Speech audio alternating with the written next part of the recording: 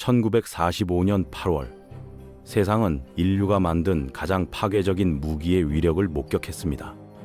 히로시마와 나가사키에 투하된 원자폭탄은 수십만 명의 목숨을 앗아갔죠.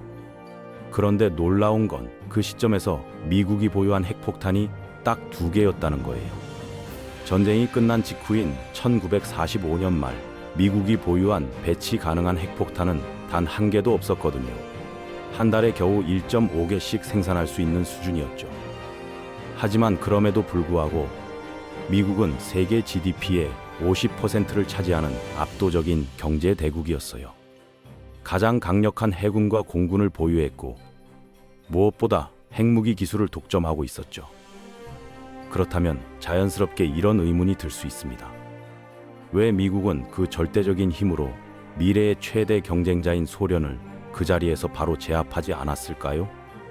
사실 이건 단순한 가정이 아니에요. 실제로 1945년 영국과 미국은 소련과의 전쟁 시나리오를 진지하게 검토했거든요. 영국은 윈스턴 처칠의 지시로 생각할 수 없는 작전이라는 이름의 극비 계획을 수립했고, 미국 역시 소련을 패배시킬 방법을 연구했습니다. 오늘은 만약 1945년에 미국과 소련이 전쟁을 벌였다면 어땠을지, 그리고 왜 그 전쟁이 실제로 일어나지 않았는지에 대한 이야기입니다. 1945년 5월, 유럽에서 나치 독일이 항복했습니다. 소련의 피, 미국의 강철, 영국의 정보력이 합쳐진 승리였죠. 하지만 세 승자 중에서 가장 큰 이득을 본 나라는 단연 미국이었어요. 본토가 전쟁의 피해를 전혀 입지 않았거든요. 반면 소련은 2,700만 명이 넘는 사상자를 냈고 유럽 대부분은 폐허가 되었습니다. 그런데 숫자만 보면 소련의 군사력은 여전히 압도적이었어요. 유럽에 배치된 소련군은 다른 모든 연합군을 합친 것보다 3배나 많았고 탱크와 전술 항공기도 2배나 많았거든요. 미국과 영국이 우위를 점한 유일한 분야는 전략 폭격기였는데 이게 바로 원자폭탄을 투하할 수 있는 유일한 수단이었죠. 하지만 여기에 큰 문제가 있었어요. 일본과 달리 소련은 방대한 대공 무기와 숙련된 공군을 보유하고 있었거든요. 히로시마와 나가사키 폭격은 사실상 무방비 상태의 도시를 공격한 거였지만 모스크바나 레닌그라드는 완전히 다른 이야기였죠. 게다가 핵폭탄이 턱없이 부족했어요. 1945년 5월, 윈스턴 처칠은 영국 합동계획 참모부에 특별한 지시를 내렸습니다. 소련과의 전쟁 시나리오를 검토하라는 거였죠. 이 계획에는 적절하게도 생각할 수 없는 작전이라는 이름이 붙었어요. 왜 그런 이름이 붙었는지는 곧 알게 되실 겁니다. 영국 참모부의 결론은 명확했어요. 만약 전쟁이 벌어진다면 소련군은 서유럽을 순식간에 점령할 거라는 거였죠. 프랑스, 독일, 저지대 국가들은 대부분 평평한 지형이라 방어하기가 너무 어려웠거든요. 연합군이 소련을 막을 수 있는 유일한 장소는 대서양 연안 지역과 산악지대인 이탈리아 정도였어요. 즉, 해군력이 우위를 발휘할 수 있는 곳이죠. 이론적으로는 미국의 산업력이 수년간의 전면전 끝에 균형을 깨뜨릴 수도 있었을 거예요. 하지만 그 대가가 문제였죠. 막 2차 세계대전을 끝낸 서방 국민들에게 또 다른 전면전을 받아들이라고 할 수 있었을까요? 답은 명백했습니다. 1945년 7월 영국 총선에서 노동당이 승리하고 처칠이 물러나면서 생각할 수 없는 작전은 완전히 폐기되었어요. 하지만 대서양 건너편에서는 상황이 달랐습니다. 1945년 9월 일본이 항복한 지 불과 2주 후 미국 육군 항공대는 극비 문서를 작성했어요. 소련을 패배시킬 수 있는 구체적인 방법을 담은 문서였죠. 영국과 마찬가지로 미국도 결정적인 기습 공격 없이는 수년간의 소모전이 불가피하다는 걸 알고 있었습니다.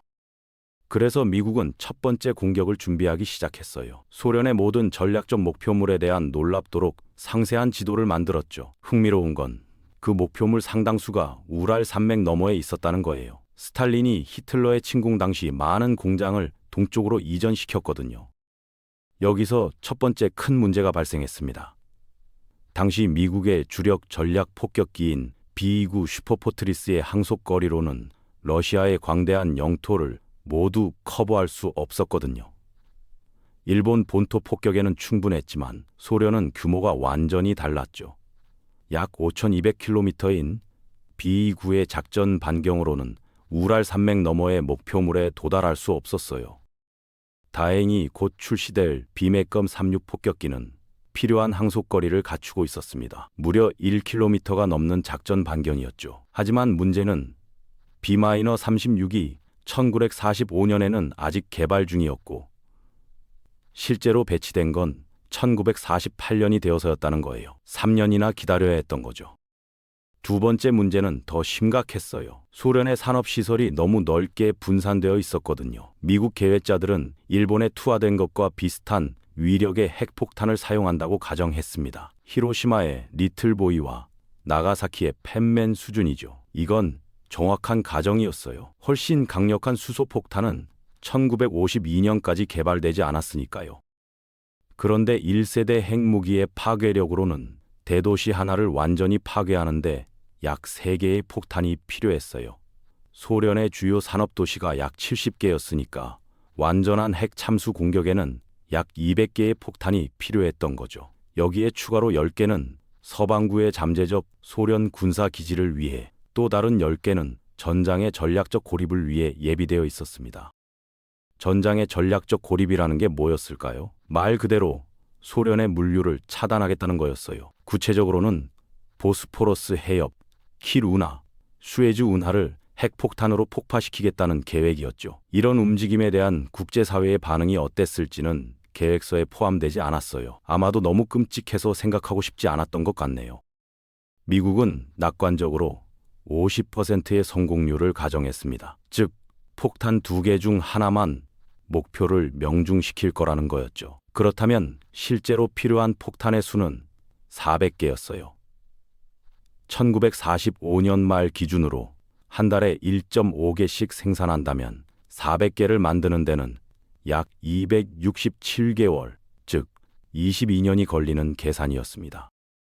물론 생산 속도는 점점 빨라졌어요. 하지만 여기에 치명적인 문제가 있었죠. 미국이 그렇게 많은 핵폭탄을 축적할 때쯤이면 소련도 자체 핵무기를 개발할 거라는 거예요. 실제로 소련은 1949년 8월 첫 핵실험에 성공했습니다. 미국의 독점은 불과 4년 만에 깨진 거죠. 1949년 이후 세상은 완전히 달라졌어요. 핵 억지력의 시대가 시작된 거죠. 양측 모두 상대방을 파괴할 수 있는 능력을 갖추면서 역설적으로 전면전은 불가능해졌습니다. 서로를 파괴할 수 있다는 두려움이 오히려 평화를 유지시킨 거예요. 물론 냉전이라는 이름의 긴장은 40년 넘게 계속되었지만요. 돌이켜보면 1945년의 전쟁 계획들은 정말 생각할 수 없는 것이었어요. 만약 실제로 실행되었다면 수천만 명이 더 죽었을 거고 유럽은 다시 한번 완전히 파괴되었을 겁니다. 핵폭탄이 부족했다는 단순한 기술적 한계가 어쩌면 인류를 더 큰 재앙에서 구했는지도 모르죠. 개인적으로 이 이야기를 보기 전까지만 해도 냉전이 시작된 건 순전히 이념 대립 때문이라고 생각했었거든요. 하지만 실제로는 훨씬 더 현실적인 이유들이 있었네요. 핵폭탄의 부족, 항속거리의 한계, 소련군의 압도적인 숫자, 그리고 무엇보다 전쟁에 지친 국민들의 여론이요. 역사는 때로는 이념이 아니라 냉정한 계산으로 움직이는 거죠. 다행히도 그 이후로 핵전쟁은 일어나지 않았어요. 여러 차례 아슬아슬한 순간이 있었지만 결국 인류는 그 선을 넘지 않았죠. 쿠바 미사일 위기, 여러 차례의 오경보, 냉전의 긴장 속에서도 말이에요. 어쩌면 1945년의 그 계획들이 얼마나 끔찍한 결과를 가져올지 보여줬기 때문인지도 모릅니다. 오늘은 만약 1945년에 미국과 소련이 전쟁을 벌였다면 어땠을지에 대한 이야기였습니다. 실제로 일어나지 않아서 정말 다행인 일이죠. 여러분은 이 이야기를 어떻게 생각하시나요? 만약 핵폭탄이 충분했다면 역사가 달라졌을까요? 아니면 다른 이유로든 전쟁은 막을 수 없었을까요? 여러분의 생각을 자유롭게 댓글로 남겨주세요.